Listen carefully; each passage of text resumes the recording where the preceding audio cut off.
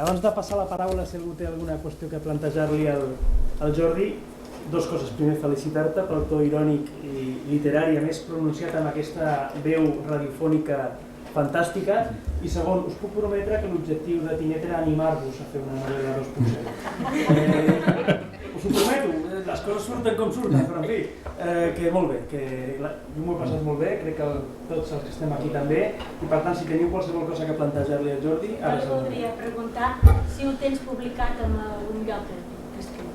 Està penjat. Aquest? Sí. No. Aquest conte, no. No, aquest no, aquest està fet. No el posaràs en cap lloc?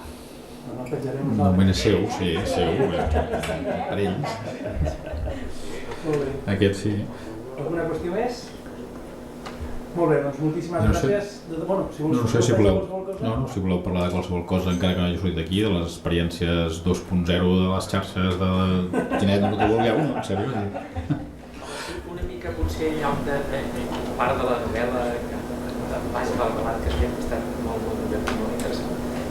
La realitat del Jordi quan va aconseguir fer aquest llibre, explica'ns una miqueta els 2 o 3 trets més fonamentals que ens interessa molt veure. A veure, si bromes a banda, el que sí que el que volia que quedés una mica tot això és això, no? Vull dir que tampoc hem de sacralitzar la qüestió tecnològica i per tant viure excessivament pendents, vull dir que hi ha una mica de tot i que hem de saber acceptar unes coses i les altres, no? Però sí que és cert que jo quan vaig rebre l'encàrrec, això va ser un encàrrec de la Setmana Negra de Barcelona.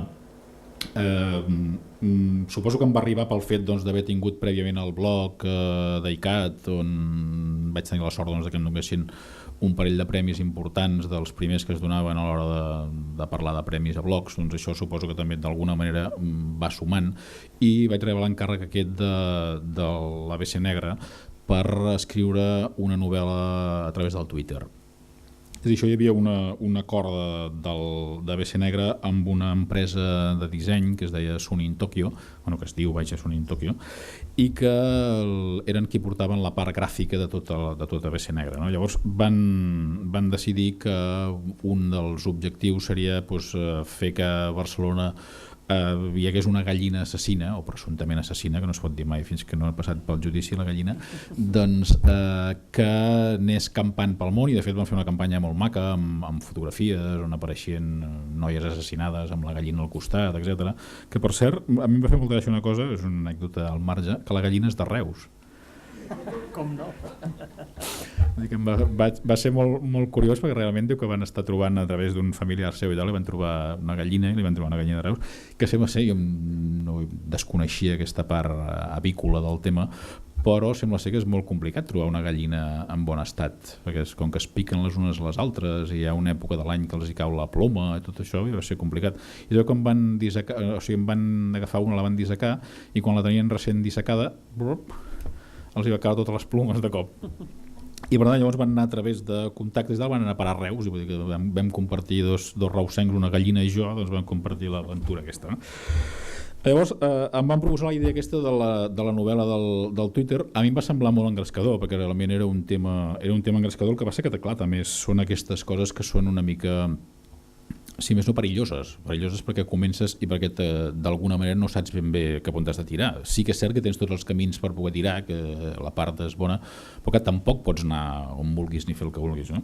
I el problema que té el Twitter és això dels 140 caràcters, és a dir, que si us plantegeu, no sé si el feu anar habitualment o no, una cosa és dir alguna xorreta, doncs ara estic aquí a Tarragona i oi que bé m'ho passo, i l'altre és explicar una història a través del Twitter, no?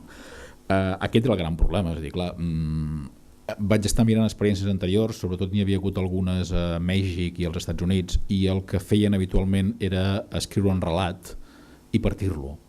És a dir, la forma habitual era allò, escric un conte o el que sigui, i cada 140 tallo i vaig enganxant, no? Més o menys mires que quadri una miqueta bé els punts i els aparts i tal, però fas això. Però clar, em semblava que era una mica com, si em permeteu l'expressió, patillero, i que era una mica també trair l'esperit del Twitter. És a dir, l'esperit del Twitter jo crec que era aquesta cosa momentània de dir està passant alguna cosa en un moment donat. És a dir, per tant, és com una petita o gran fotografia d'un instant concret, no? Llavors, clar, la idea que em vaig plantejar va ser si seria capaç d'aconseguir que la història fos això, una successió de fotografies d'aquestes, no? Una successió de moments instantanis que es anessin continuant i lògicament que tinguessin un fil conductor. I em va passar una mica el que li va passar al Magí, vaig començar a escriure i jo tinc tendència a la paraula fàcil, és a dir, tinc tendència al rotllo, no? La meva dona em diu que per descriure que surt el sol necessito 3 pàgines, no? Llavors, per tant, trobes que aquí no hi ha això de ser, aquesta casella ha de ser més grossa, no hi cap això, no? Llavors vas intentant acotar el missatge, vas intentant algunes petites llicències ortogràfiques, sobretot me'n vaig permetre més en castellà que en català, perquè sortia simultàniament en català i en castellà, me'n vaig permetre algunes més en castellà que en català, em van fotre algun tuit d'aquestos de pal també dient que què passava, què feia, tot i que intentava no matxacar l'idioma, és a dir, algunes llicències, alguna coma, saltar-te coses d'aquestes així que pots entendre que és una mica pel mitjà, no tant com per no fer-ho bé, no? I llavors mica en mica anava adaptant la part, diguem-ne, física d'escriure en aquesta qüestió i sobretot aquesta idea que volia de que fossin com a imatges, no? És a dir, que anés com una petita pel·lícula de successió d'imatges. Això sí que és cert que va tenir també la part, diguem-ne, lluïda de la col·laboració de tot l'equip de l'Ajuntament de Barcelona, de la part informàtica, de la part d'internet de la Virreina, que es van dedicar d'una banda a geolocalitzar tots els escenaris, a posar-hi enllaços al Google Maps, a penjar les fotografies que havien fet prèviament els dissenyadors amb els cadàvers i tota la història. I per tant, podies anar seguint a través d'enllaços tota la història. Jo també vaig treballar bastant la qüestió de músiques, hi havia molts enllaços amb l'Spotify perquè anessin sentint les cançons i va generar una certa presència de gent que comentava coses i que enviava coses. Per exemple, una de les coses que passava és un dels assassinats passava a Barcelona a les escales de Montjuïc durant un concert dels Depeche Mode i un dels seguidors de la novel·la va enviar un enllaç amb un vídeo dels primers vídeos de la primera etapa dels Depeche Mode on havien gravat el vídeo a l'interior d'un galliner i sortia el cantant dels Depeche Mode amb una gallina i tal, vull dir que són aquelles coses.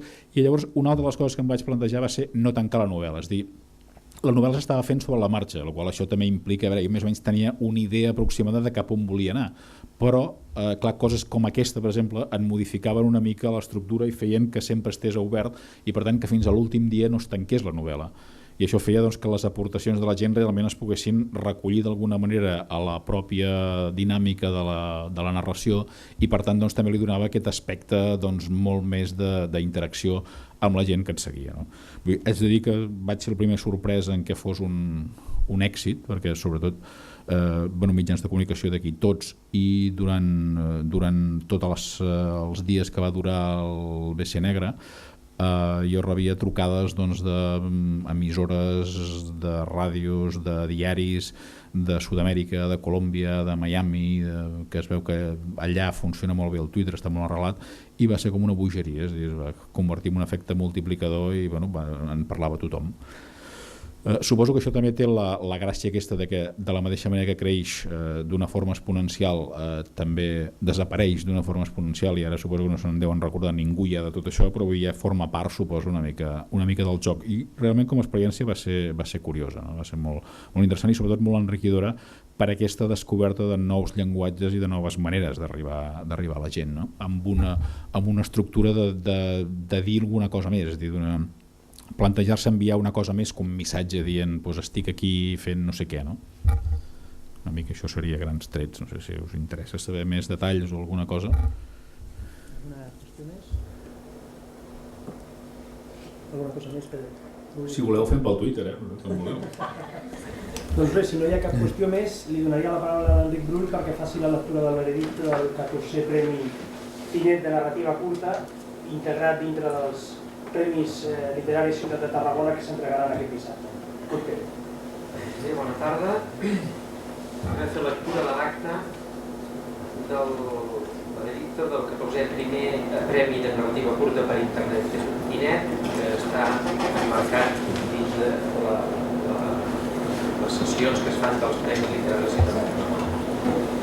Reunit el jurat del Premi Narrativa Curta per Internet i Net, integrat per Noemí Bagès, Josep Ballester, Àngel Octavi Brunet, Andreu Carranza, Rosa Pagès i Enric Ruiz com a secretari, havent realitzat els 314 treballs presentats i havent-ne fet una preselecció de 30, ha acordat concedir el premi a l'obra presentada amb el títol Matí, pels motius següents: de llenguatge ric, de força plàstica, ús esplèndid dels recursos estilístics, fresc, enginyós, harmònic i visual.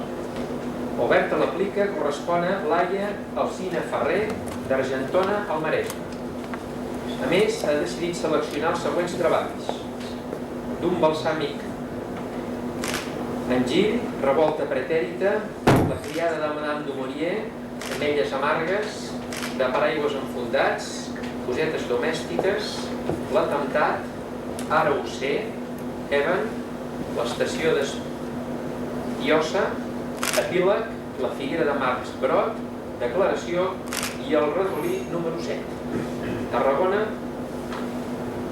a 20 de novembre de 2010 i signats els membres del jurat.